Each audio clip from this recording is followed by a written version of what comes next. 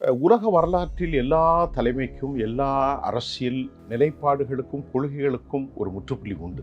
முகலாய சாம்ராஜ்யம் இருந்தது, பிரித்தானியாவுடைய ஆட்சி இருந்தது, டச்சுக்காரர்கள் ஆட்சி இருந்தது, போர்த்துகீசியர் ஆட்சிகள் இருந்தது. இப்படி எல்லாமே ஒரு முடிவுக்கு வந்தது. அமெரிக்கர்களுடைய ஆட்சி முடிவுக்கு வருகிறதா? போர் ஆரம்பிக்கப்பட்டது. 1 வாரம், 2 வாரம், 3 வாரம், 5 வாரம், 10 வாரம், இன்னைக்கு ஒரு மாசத்துக்கு 4 வாரம், இன்னைக்கு 5 மாசம்னா எத்தனை வாரம் ஆச்சு? எங்கேயோ போயிட்டு. இப்போ என்னன்னா, US isolated from international society. அதை நான் உறுதியாக சொல்வேன். சர்வதேச சமூகத்திலிருந்து அமெரிக்கா தள்ளி வைக்கப்பட்டது. ஆரம்பத்தில் அமெரிக்காவுடைய அதிபர் யாருடைய சொல்லையும் கேட்கவில்லை. இப்பொழுது மாதம் 6 ஆகிவிட்டது. இப்போது அமெரிக்க அதிபர் கேட்கிறார், ஒரு 7 லட்சம் கோடி தாங்கள் என்று கேட்கிறார். அப்போ 12 லட்சம் கோடி ஆயிற்று. அமெரிக்க காங்கிரஸ் மறுத்தது, அமெரிக்க செனட் மறுத்தது, அமெரிக்காவுடைய பிரதிநிதித்துவ சபை மறுத்தது. திக்கு முக்காடி பெஞ்சமின் நேதன்யாகு என்கின்ற ஒரு கடும் போக்குவாதியை மட்டும் நம்பி, நல்லா புரிந்து கொள்ளுங்கள், ஈரானை துவம்சம் செய்துவிட வேண்டும் என்ற அடிப்படையில் போரிலே கால் பதித்தார் அமெரிக்க அதிபர். அமெரிக்கா மெல்ல சொல்கிறது, பேச்சுவார்த்தையை முடித்துக் கொள்வோம். சவுதி சொல்லுது, பேச்சுவார்த்தையை முடிக்கவில்லை என்றால் உன் நாட்டில் இருக்கிற பணத்தை நான் எடுத்துருக்கேன். துபாய் சொல்லுவேன், பணத்தை கொடு, தெரியாம ஒன்று நான் சேர்ந்துட்டேன்னு சொல்லுவேன்.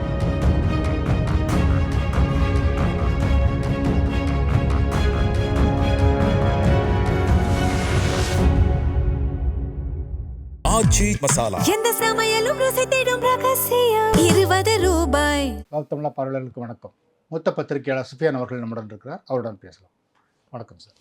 சீனா ஒரு ஸ்டேட்மெண்ட் விட்டுருக்காங்க, அமெரிக்கா இன்றி உலகத்தால் இயங்க முடியும் அப்படிங்கிறது ஒரு முக்கியமான ஸ்டேட்மெண்ட்டாக அது விவாத பொருளாக மாறி இருக்கு. இதுக்கு முன்னாடியே பார்த்தீங்கன்னா அமெரிக்காவில் இருக்கிற ஒரு முக்கியமான பொருளாதார நிபுணர் ரே டாலியோ அவர் என்ன சொல்கிறார் அப்படின்னா, 1956 சூயஸ் கால்வாய் பிரச்சனையை எப்படி ஒரு பிரிட்டன் பேரரசுக்கு ஒரு முடிவுக்கு வந்ததோ அது மாதிரி ஹார்மோஸ் நீரிணையில் அமெரிக்கா தோல்வி அடைகிறது அப்படிங்கிறது அமெரிக்காவோட ஆதிக்கத்தை ஒரு முடிவுக்கு கொண்டு வரும் அப்படின்னு சொல்லியிருக்காரு. ரெடாலியா சொல்லி கொஞ்ச நாளில் சீனாவும் சொல்லுது. சீனா ஒரு ஸ்டேட்மெண்ட் விடுதுன்னா அதை ரொம்ப சாதாரணமாக எடுத்துக்க முடியாது. ஆக்சுவலாக மேற்கு ஆசியாவில் இந்த ஈரான் ஹார்மோஸ் நீரில் என்ன நடக்குது இப்போ? உலக வரலாற்றில் எல்லா தலைமைக்கும், எல்லா அரசியல் நிலைப்பாடுகளுக்கும், கொள்கைகளுக்கும் ஒரு முற்றுப்புள்ளி உண்டு. முகலாய சாம்ராஜ்யம் இருந்தது, பிரித்தானியாவுடைய ஆட்சி இருந்தது, டச்சுக்காரர்கள் ஆட்சி இருந்தது, போர்த்துகீசியர் ஆட்சிகள் இருந்தது. இப்படி எல்லாமே ஒரு முடிவுக்கு வந்தது. அமெரிக்கர்களுடைய ஆட்சி முடிவுக்கு வருகிறதா என்றால் நிச்சயமாக முடிவுக்கு வரத்தான் போகிறது, வந்துதான் இருக்கிறது என்பதை அமெரிக்கர்களுக்கு நிகரான ஒரு கண்டுபிடிப்பை உலகம் இன்னும் காணவில்லை. அமெரிக்காவுடைய ஏர் ஸ்ட்ரைக் விமானங்கள், அமெரிக்காவுடைய தொழில்நுட்பங்கள், அமெரிக்காவுடைய ஹெல்த் இன்ஸ்ட்ருமெண்ட்ஸ், அமெரிக்காவுடைய வான்வியல் அஸ்ட்ராலஜி என்று சொல்ல மாதிரி நம்ம இன்றைக்கு இங்கே சாஸ்திரம் என்று சொல்கிறோம், அவர்கள் கண்டுபிடிக்கிற அது மாதிரியான வானவியல், வான திணைக்களம், நாசா, எல்லாவற்றிலும் சூழலியல் மண்டலம், அமெரிக்காவுடைய டெக், கார்கள், இராணுவம், எல்லா மேனுவரபிள் எலக்ட்ரானிக் டிவைசஸ் அண்ட் டிஃபென்ஸ் என்ற எக்ஸெட்ரா எக்ஸெட்ரா. இன்றும் அமெரிக்கா நிலைத்திருப்பதை நாம் ஏற்றுத்தான் ஆக வேண்டும். அமெரிக்காவில் அவ்வளோ வளம் இருக்குது. ஆனால் அவர்கள் இந்த போரை நடத்த ஆரம்பிக்கின்ற போது இப்படிப்பட்ட ஒரு இடியாப்ப சிக்கலில் மாட்டிக்கொள்வோம் என்று அமெரிக்கர்கள் கனவிலும் நினைக்கவில்லை. பிப்ரவரி 28, மார்ச், ஏப்ரல், மே, ஜூன், ஜூலை, இன்றைக்கு ஆகஸ்ட், கிட்டத்தட்ட 6வது மாதம் தொடங்கி போர் 12 நாட்களை எட்ட போகிறது. முதல்ல ஒரு சில நாட்களில் முடிச்சிருவோம்னு சொன்னாங்க, அப்புறம் ஒரு மாதத்தில் முடிச்சிருவோம், சில வாரம் என்றார்கள். அதற்கு அமெரிக்கர்கள் நம்பியது என்ன? அதை நீங்கள் கேட்கவில்லை, நானே கேட்கிறேன். நீங்கள் கேட்ட கேள்விக்கு பதிலே செல்கிறது. ஒரு சில நாட்களில் முடித்து விடுவோம் என்று தான் நீங்கள் கேட்டீர்கள், இப்பொழுது கேட்டீர்கள். அதற்கு அமெரிக்கர்கள் நம்பியது என்னன்னா, அமெரிக்காவுடைய வலிமையான ஏர் ஸ்ட்ரைக்கர்ஸ், ஏர் ஸ்ட்ரைக்கில் எஃப் சீரியஸ் என்று சொல்வார்கள், F-15, F-16, F-18 hornet, F-22 ரெப்டார், F-35 stealth விமானங்கள், கருப்பு பூச்சி கோட்டுகளான இந்த விமானங்கள், அதை போன்று அதாவது B-2 பாம்பர்ஸ், இது 14,000 டன்னு வெடிமருந்துகளோடு கூடிய குண்டுகளை ப்ரிசிசிவ் அட்டாக் செய்யக்கூடிய வலிமை வாய்ந்தது. அப்புறம் B-52 நியூக்ளியர் வெப்பன்ஸை கேரி பண்ணி தூக்கிட்டு போய் போடும். இதை அல்லாமல் ஒரு குண்டு வச்சிருக்கிறாங்க, B-257, B-2 பாம்பர்ஸ் அப்படின்னு சொல்கிறது, GBU-57, நாட் B-257, GBU-57. இது பெனிட்ரேஷன், ஊடுருவம், ட்ரில் பண்ணும், மலைகளுக்கு கீழே ஆழமாக போயிடும். அமெரிக்கா இதை ஒன்று நம்பியதான். ரெண்டாவது அமெரிக்கா நம்பியது எலக்ட்ரானிக் வார்ஃபேர் சிஸ்டம், அதே போல் டொமஹாக் போன்ற ஏவுகணைகள். மூன்றாவது நான்காவது அவர்கள் நம்பியது அமெரிக்காவுடைய electronics warfare system, satellite communication, CIA உளவு அமைப்பு, மொசாத் உளவு அமைப்பு, அமெரிக்காவுடைய USS Abraham Lincoln, USS Connie Wilson, USS Tripoli, USS Gerald R Ford, அப்பப்பப்பப்பா இன்னும் சொல்லிக்கிட்டே இருக்கலாம். இது எல்லாத்தையும் நம்பி அமெரிக்கா போரில் இறங்குச்சு. நீங்கள் சிந்தனை பண்ணுங்களேன், இதுக்கு மேலே ஒரு நாடு எப்படி ஜெயிக்க முடியும்? 47 வருஷம் வறுமையில் இருந்த நாடு. போர் ஆரம்பிக்கப்பட்டது 1 வாரம், 2 வாரம், 3 வாரம், 5 வாரம், 10 வாரம், இன்னைக்கு ஒரு மாதத்துக்கு 4 வாரம், இன்னைக்கு 5 மாதம்னா எத்தனை வாரம் ஆச்சு? எங்கேயோ போயிட்டு. இப்படிப்பட்ட கால சூழ்நிலையில் அமெரிக்கா இன்றைக்கு புலிவாலை பிடித்த கதையாக, என்னன்னா நம்ம ஊரில் ஒரு பழமொழி சொல்லுவாங்க, சாட்சிக்காரன் காலில் விழுவதை விட சண்டைக்காரன் காலில் விழுந்து விடலாம். நேரடியாக அவனுக்கு போய் துட்ட செலவு பண்ணுறப்ப இப்போ என்னன்னா, US isolated from international society. அதை நான் உறுதியாக சொல்வேன்.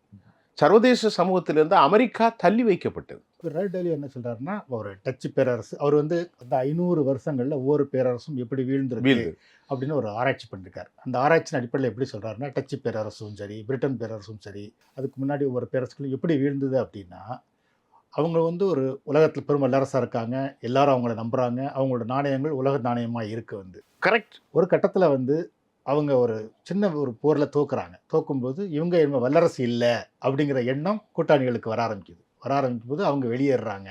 கிட்டத்தட்ட அமெரிக்காவுக்கும் இப்போ வல்லரசு இல்லை அப்படிங்கிற எண்ணம் உலக அளவில் வர ஆரம்பிச்சிச்சு அப்படிங்கிறார். ரேடோரியாவுடைய கூற்று இப்போ நடந்துக்கிட்டே இருக்கு. இப்போ ஆப்கானியர்களிடத்தில் என்ன உண்டு? ஒன்றுமே இல்லை. ஆனால் அவர்கள் அமெரிக்கர்களை வெற்றி எப்படி பெற்றார்கள்? 18 ஆண்டுகள். அதே போன்று நிக்சனுடைய காலத்தில் நடந்தது 65கள் போர். வியட்நாமில் ஓட ஓட விரட்டினார்கள். குள்ள மனிதர்கள், சின்ன மனிதர்கள். லிபியாவிலே நடந்தது, ஈராக்கில் நடந்தது, பஸ்ருல் அசாத்துடைய ஆட்சியில் சிரியாவில் நடந்தது, இன்றைக்கு ஈரான் நடக்கின்றது. இன்று காலை கிடைத்த தகவல் எனக்கு என்ன சொல்கிறது என்று சொன்னால், தற்போது வரை அமெரிக்கா இனி தாக்குதல் இல்லை என முடிவெடுத்து விட்டார்கள். சரி, ஆரம்பத்தில் நீங்கள் முடிவெடுத்து தாக்குனீர்கள், 42 நாட்கள். அதற்கு பிறகு 100 நாட்கள் போர் நடந்தது, 42 நாட்கள் முடித்து கொண்டீர்கள், மீதி நாட்கள் அங்கங்கே தாக்குனீர்கள். இப்போது 13 நாட்கள் எல்லையில்லா போர். எபிக் ஃபியூரின்னு ஒன்று நடத்துனீங்க. Epic fury 1, epic fury 2, project ஏதோ ஒரு பேர், ப்ராஜெக்ட் ஏதோ ஒரு நேம், 2வது தாக்குதல். இந்த 3 தாக்குதலுமே அமெரிக்கா எல்லாமே வீழ்ச்சி அடைந்து இப்போது சொல்கிறார்கள் பேச்சுவார்த்தை நடத்தலாம். ஈரான் நேற்று சொன்னது, பக்கர் கலிபா நேற்று காலை வெளியான தகவல். நாங்கள் எந்த நேரமும் அமெரிக்கர்களை இனி நம்ப தயாராக இல்லை, அவர்கள் பொய்யர்கள், வாக்குறுதியை மீறுபவர்கள். நாங்கள் அப்படி இல்லை. நாங்கள் அந்த வாக்குறுதியை முழுமையாக நம்பினோம், நாங்கள் அந்த வாக்குறுதியை முழுமையாக ஈடுபட்டோம், அந்த வாக்குறுதியை காப்பாற்றுவதற்கு. அமெரிக்கர்கள் பொய்யர்கள், நாங்கள் அமெரிக்கர்களுக்கு தேவையில்லை, நாங்கள் ரெடியாக இருக்கோம் அப்படின்னு சவால் விடும்போது அமெரிக்கா மெல்ல தனது கால்களை பின்னால் தூக்கி வைக்கிறார்கள். ஏற்கனவே எவ்வளோ செலவாயிருக்கு? 40 பில்லியன், சரி 37.5 பில்லியன். 40 பில்லியன் என்றால் 4 லட்சம் கோடி. இப்போது அமெரிக்க அதிபர் கேட்கிறார், ஒரு 7 லட்சம் கோடி தாங்கள் என்று கேட்கிறார். அப்போ 12 லட்சம் கோடி ஆயிற்று. அமெரிக்க காங்கிரஸ் மறுத்தது, அமெரிக்க செனட் மறுத்தது, அமெரிக்காவுடைய பிரதிநிதித்துவ சபை மறுத்தது. திக்கு முக்காடி போனார். இது அல்லாமல் வருடாந்திர செலவாக $1.5 ட்ரில்லியன் தேவை இருக்கிறது. யாருக்கு? அமெரிக்கர்களுக்கு, இராணுவத்திற்கு. இஸ் நியர் அபவுட் 150 லட்சம் கோடி. அமெரிக்காவினுடைய கடன் எவ்வளவு தெரியுமா? யாருக்காவது 3800 லட்சம் கோடி. அமெரிக்கா ஒரு நாளைக்கு வட்டி கட்டும் தொகை பயங்கரமான விவகாரம். உடனே அமெரிக்க பொது சமூகத்தில் பெரிய சிக்கல் ஏற்பட்டது. அமெரிக்காவில் ரெசஷன், மந்த நிலை, அமெரிக்காவில் வாங்கும் திறன் குறைந்த இன்ஃப்ளேஷன், அதை தமிழில் சொல்வது பணவீக்கம், விலை கூடும். அமெரிக்காவுடைய ஒரு கேலன் பெட்ரோல் விலை $4 எதிர்த்து இப்போது $5 வரப்போகிறது. அமெரிக்காவுக்கு ஊற்றுக்கண்ணாக இருக்கும், செழிப்பான ஊற்றை கொடுக்கும் அரபுகளிடமிருந்தும் யூரோப்பிய யூனியனிடமிருந்தும் பெரும் எதிர்ப்பு வந்தது. போரை நிறுத்து. யூரோப்பிய யூனியன் கேட்டது, உன்னை நம்பி நாங்கள் உட்கார்ந்தோம். பிரான்ஸுடைய இமானுவேல் மேக்ரான், இத்தாலி ஆரம்ப காலகட்டத்திலே ஸ்பெயின் முழுமையாக எதிர்த்தது, கனடா எதிர்த்தது. இப்பொழுது எல்லாரும் சொல்கிறார்கள், இனி உன்னை நம்பி வேலை இல்லை. காரணம், 4 to 5 ஆண்டுகளாக போர் செய்தார்கள். யாரோடு? ரஷ்யாவோடு. வெற்றி பெற முடியவில்லை. அதற்கான செலவு எவ்வளவு? $1 trillion. ஜெலன்ஸ்கி கைவிடப்பட்டிருக்கிறார், பிரித்தானியா கைவிடப்பட்டிருக்கிறது.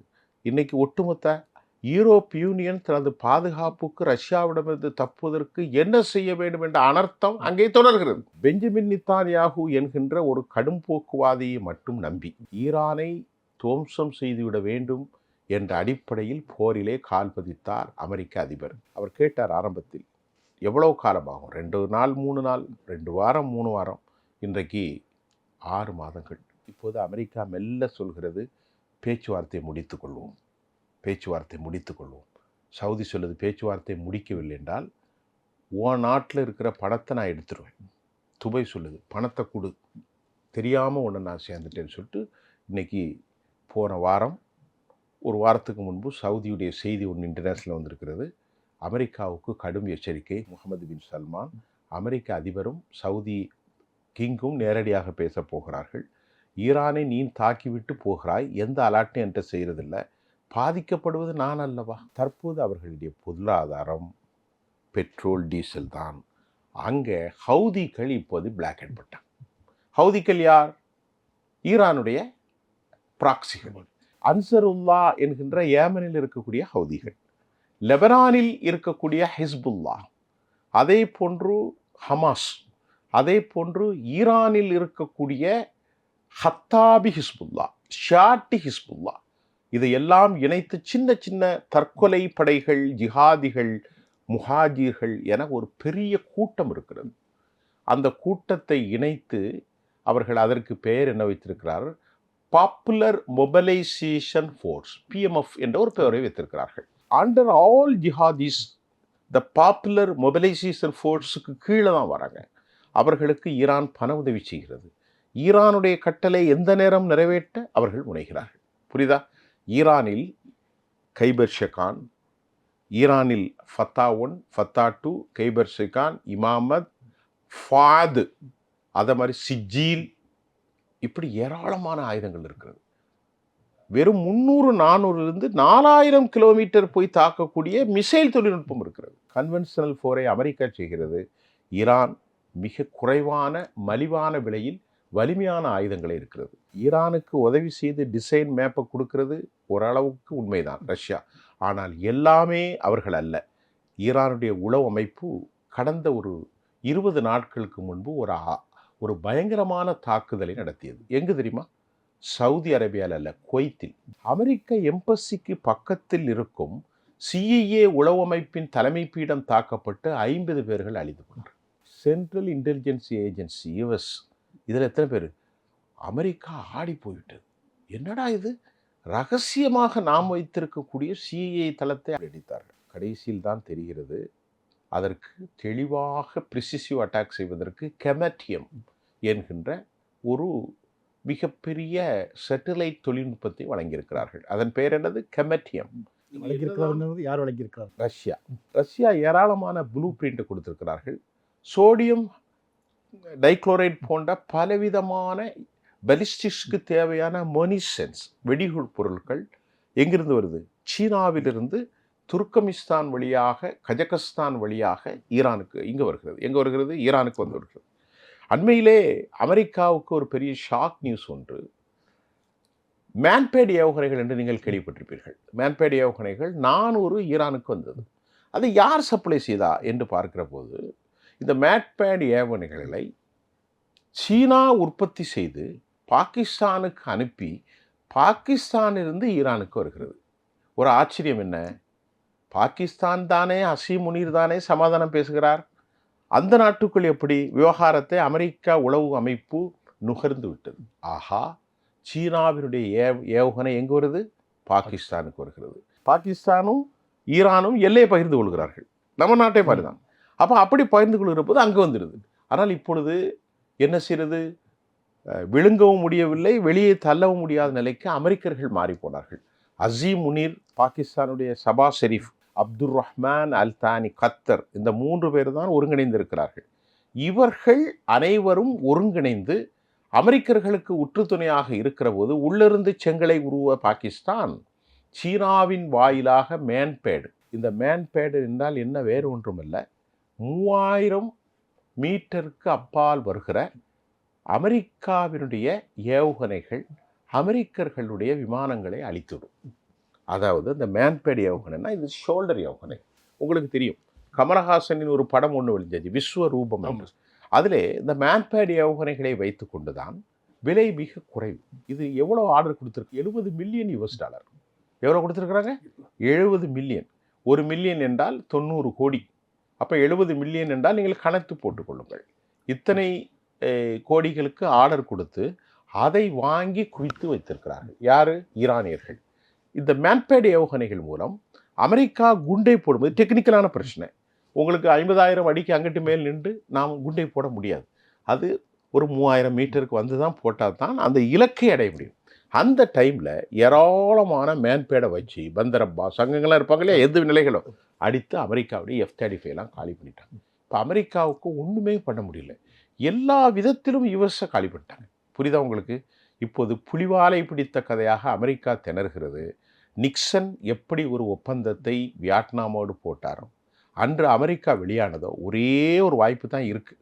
இப்போது கடைசியாக ஓமனுக்கும் இவர்களுக்கும் ஒரு கன்வர்ஜென்ஸ், ஒரு இணைப்பு, ஒரு ஒருங்கிணைப்பு உருவாகிவிட்டது. எதில்? ஹெர்மூஸில். அமெரிக்கா ஒரு ஒரு ஒரு மற்றொரு திட்டத்தை போட்டார்கள். 2 வழி வைத்துக்கொள்வோம்.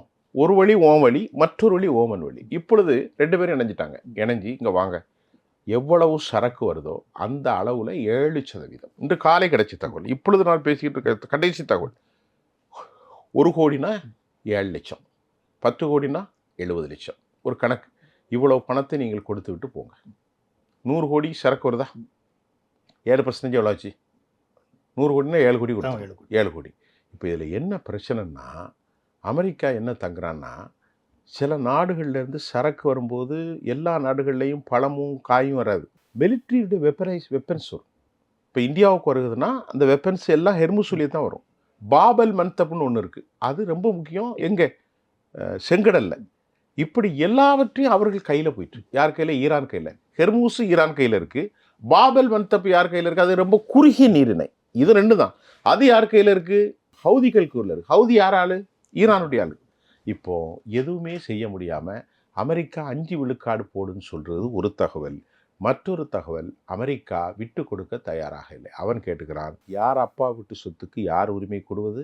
இது எங்கள் சொத்து, எனக்கும் ஓமனுக்கு தான் உண்டு. நீ நிற்பதோ 10,000 கிலோமீட்டர். வல்லாதிக்கத்தை இங்கு கொண்டு காட்ட முடியாது என்று அவர் சொன்னார். நீங்கள் இந்த பேச்சில் சொன்னீர்கள், சீனா சொன்னது, இந்த ஹெர்மூஸ் தான் அமெரிக்காவின் இறுதி அத்தியாயத்தை எழுதப் போகிறது. எழுதி கொண்டே இருக்கிறது. இன்னும் காத்திருப்போம். அமெரிக்காவோட அந்த ஆதிக்கத்துக்கு காரணம் அந்த பெட்ரோல் டாலர் ஒரு முக்கியமான விஷயம். 70. ஆமாம். இப்போ அந்த பெட்ரோல் டாலருங்கிறது ஒரு முடிவுக்கு வருதா அப்படின்னு பார்க்கலாமா? இனி கொஞ்சம் கொஞ்சமாக முடிவுக்கு வந்துடும். இப்பொழுது அது it's takes more time. I think we cannot find out exactly when will, எப்பொழுது அது ஒரு கம்ப்ளீட் ஆகுங்கிறது சொல்ல முடியாது. But something good happen. It's takes more time. ஒரு 10 வருஷம் 15 வருஷத்தில் ஆகும். உடனடியாக நாளைக்கே முடிவுக்கு வராது. உங்களுக்கு வீழ்ச்சி ஆரம்பித்து விட்டது. அந்த இனிஷியேட்டிவ் பாயிண்ட் ஆஃப் அந்த டிக்ளைனைசேஷன் சொல்கிற மாதிரி வீழ்ச்சிக்கான காரணங்கள் தொடங்கிவிட்டது.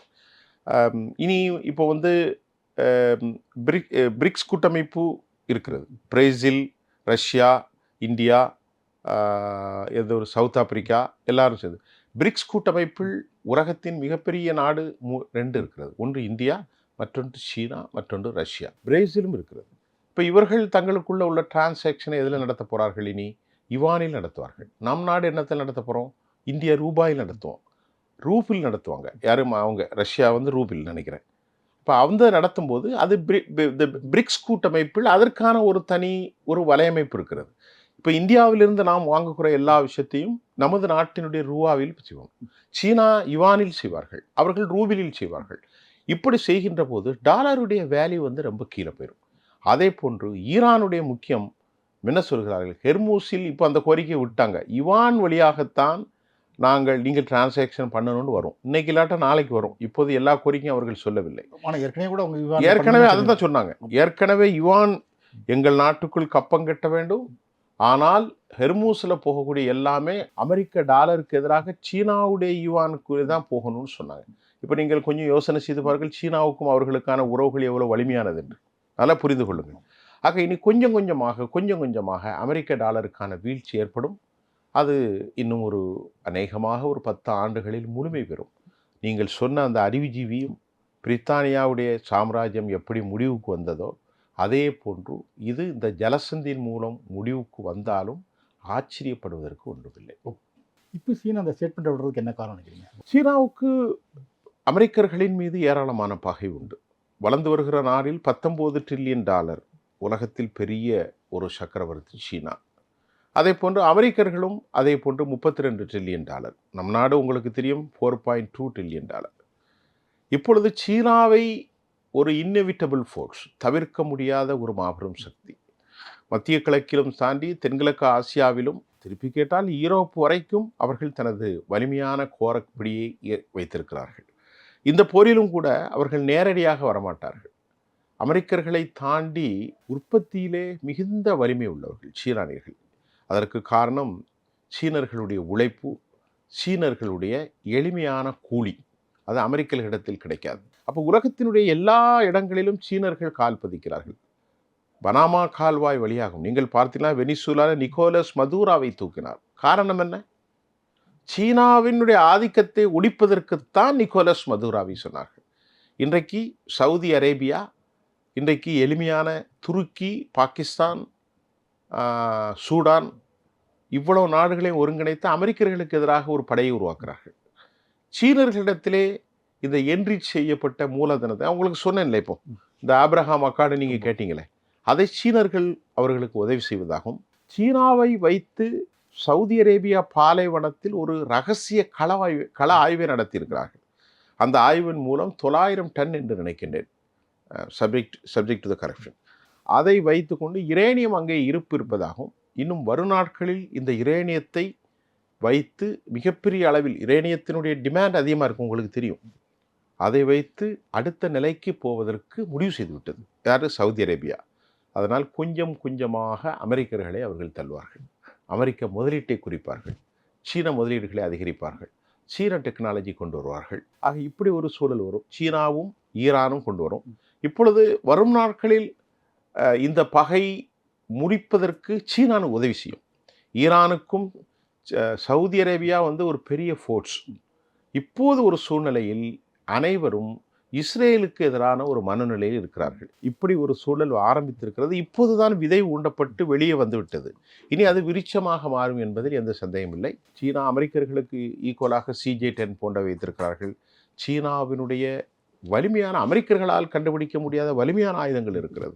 ஆனால் சீனா எதையும் வெளிவிடவில்லை. அமெரிக்கர்கள் ஆயுதங்களை நான் சொன்ன மாதிரி சீனாவில் சொல்லலாம், இருக்கிறது.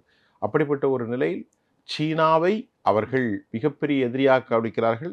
துருப்புச்சீட்டாக அமெரிக்கா தைவானை பயன்படுத்துகிறது.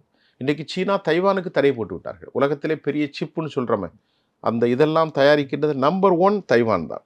அது கூட ஷேர் மார்க்கெட்டில் பெரிய அளவுக்கு ஷேராக இருக்கிறது. ஆக பொருளாதாரம் தான் உலகம், உலகம்தான் பொருளாதாரம். இதை வைத்தே தான் நவீன அரசியல் நடக்கின்றது. இதற்கு மத்திய கிழக்கு ஒரு தவிர்க்க முடியாத களம் என்பதில் மாற்றமில்லை. சார், நீங்கள் ஆரம்பத்தில் சொன்ன மாதிரி அமெரிக்காவோட ரொம்ப நட்பு நாடுகளாக இருந்தது இப்போ ஐரோப்பா, அது மாதிரி மத்திய கிழக்கிலேயே சவுதி அரேபியா மாதிரி நாடுகள், இவங்க எல்லாருமே இன்னைக்கு அமெரிக்காவுக்கு விலகிறதுக்கு என்ன காரணம்? அமெரிக்காவை விட்டு விலகுவதற்கு மூல காரணம் அமெரிக்க அதிபருடைய இந்த பாலிசி. டொனால்ட் ட்ரம்ப் முழுமையாக ஒரு மதிப்பீடு இல்லாத ஒரு சமூகமாக யூரோப்பியர்களை உருவாக்கினார். உங்களுக்கு நான் எவ்வளோ காசு கொடுக்குறேன், நேட்டோ படைகள் எல்லாம் என்னிடத்தில் வாங்கி தானே சாப்பிட்டீர்கள் என்று நம் ஊரிலே சட்டமன்றத்தில் நடப்பதை போன்ற ஒரு கதை அமெரிக்காவில் நடந்தது. அது பிரித்தானியாவுக்கு, ஜெர்மனுக்கு, அதே போன்று இட்டலி மெலோனி, மெஷல்ஸ், நம்ம இங்கே ஜெர்மன் எல்லோருக்குமே ஒரு மன வலி ஏற்படுத்தியது. கனடாவை 51வது ஸ்டேட்டோடு இணைத்துக்கொள், கிரீன்ஸ்லாண்டை என்னோடு டென்மார்க்கில் கேட்டு என்னோடு இணைத்துக்கொள், இதையெல்லாம் அவர்கள் விரும்பவில்லை. ரொம்ப லூஸ் டாக். யார் இவர்? அடுத்து உக்ரைனுடைய தாக்குதலில் யூரோப் நாடுகளிடத்தில் ஒப்புதல் இல்லாமல் தனிமையாக பேசுவது. யாருடைய? புட்டினோடு பேசுவது. புட்டினோடு பேசினது மட்டும் இல்லாமல் சவுதி அரேபியாவில் ஒரு கூட்டத்தை நடத்தினார். அதில் சம்பந்தப்பட்ட நாடுகளை கூப்பிட்டு அழைத்து பேசுவதை தவிர யூரோப்பியர்களுக்கு தெரியாமல் அமெரிக்கா தனி ஆவர்த்தனம் செய்ததை யூரோப்பியர்கள் அவர்களுக்கு விளங்கவில்லை, பிடிக்கவில்லை. இப்போது அவர்கள் புரிந்து கொண்டார்கள், நம்மை காத்து கொள்வதற்கு நாம் தான். தன் கை சுகமாக இருந்தால் தலைக்கு வைத்து தூங்கலாம் என்பதை அவர்கள் புரிந்து கொண்டார்கள். அதை போன்று அரபுகளும் புரிந்து கொண்டார்கள். நான் சொல்கிற இந்த நாடுகள் அவ்வளவு செல்வத்தையும் வாரி அடித்து கொடுத்த பிறகும் எங்கள் நாட்டில் தாக்குதல் நடத்தும் போது நீங்கள் எங்களை பாதுகாக்கவில்லை. அமெரிக்காவுடைய terminal high altitude air defence system, அமெரிக்காவுடைய தாட் சிஸ்டம், அமெரிக்காவுடைய பெட்ரியாட் சிஸ்டம், இதையெல்லாம் கொண்டு நிறைத்திருந்தீர்கள். ஆனால் ஈரானியர்கள் அதை காதில் ஊதுவதை போன்று, காற்றில் ஊதுவதை போது ஊதிவிட்டு சென்று விட்டார்கள். அப்போது நீங்கள் எங்களை பாதுகாக்காமல் எங்கே சென்றீர்கள்? நீங்கள் டெல்லவியூ பாதுகாப்பில் மட்டும்தான் கருத்து சென்றீர்கள். ஹைஃபா தாக்கப்பட்டது, நெவாட்டிம்பேஸ் தாக்கப்பட்டது, டெல்லவியூ தாக்கப்பட்டது, மேற்கு கரை எல்லாம் தாக்கும்போது நீங்கள் அவர்களுக்குத்தான் உறுதுணையாக இருந்தீர்களே தவிர இனி உங்களை நம்பி நாங்கள் பயன் இல்லை என்கின்ற முடிவுக்கு வெளிப்படையாக எக்ஸ்பிளிசிட் பண்ணாவிட்டால், டிஸ்க்ளோஸ் பண்ணாவிட்டாலும் அவர்கள் முடிவெடுத்து விட்டார்கள். எல்லா நிலைகளிலும் அமெரிக்காவினுடைய சாயம் பூசப்பட்ட illusion, it is show some kind of illusion, இது காட்சிப்படுத்தப்பட்ட ஒரு மாயப்பிம்பம் இப்பொழுது கடும் மழையில் சாயம் போய் கொண்டிருக்கிறது. இது முழுமையாக போவதற்கு இன்னும் சில வருடங்கள் ஆகும். சீனா சொன்னது அதுதான். அது கொஞ்சம் கொஞ்சமாக இன்றைக்கி அமெரிக்காவிலும் ஏராளமான வேலையிழப்புகள் இருக்கிறது. உங்களுக்கு தெரியாத ஒன்றும் இல்லை. அமெரிக்காவில் வேலையிழப்பு இருக்கிறது, அமெரிக்காவில் ரெசெஷன் இருக்கிறது, அமெரிக்காவில் இன்ஃப்ளேஷன் இருக்கிறது, அமெரிக்காவில் வறுமைகள் இருக்கிறது. இப்பொழுது இந்த போரில் அமெரிக்காவுக்கு என்ன விஷயம் என்றால், அமெரிக்காவோடு போட்டிருக்கக்கூடிய நிறைய ஆயுத ஒப்பந்தங்கள் இப்பொழுது காலியாகும். இப்பொழுது கூட யுனைடெட் அரபு எமிரேட்ஸ் இந்தியாவுடைய பிரமோஸுக்கு ஒப்பந்தம் போட்டிருக்கிறார்கள். நல்லா கவனித்துக் கொள்ளுங்கள்.